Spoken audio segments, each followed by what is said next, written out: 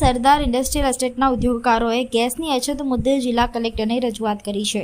આ રજૂઆત બાદ કલેક્ટર તરફથી હકારાત્મક પ્રતિસાદ મળતા ઉદ્યોગકારોમાં રાહતનો માહોલ જોવા મળી રહ્યો છે। સરદાર ઇન્ડસ્ટ્રીયલ એસ્ટેટમાં આવેલા આશરે 32 થી 33 યુનિટોમાં 2500 થી 3000 જેટલા કામદારો રોજગાર મેળવે છે। ગેસ પુરવઠામાં અછતના કારણે આ યુનિટો પર ગંભીર અસર પડી રહી હતી।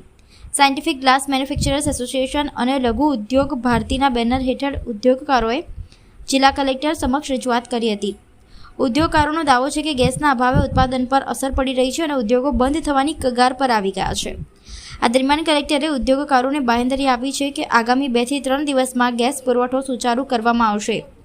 ઉદ્યોગકારોએ કલેક્ટરના આ આશ્વાસન પર વિશ્વાસ વ્યક્ત કર્યો છે અને તાત્કાલિક ઉકેલની અપેક્ષા વ્યક્ત કરી છે। આજરોજ हम કલેક્ટરની ઓફિસમાં સરદાર ઇન્ડસ્ટ્રીયલ એસ્ટેટમાં અમારા 32-33 યુનિટો આવેલા છે। 32-33 યુનિટની અંદર ઓછામાં ઓછા 2500 થી 3000 વર્કરો કામ કરે છે।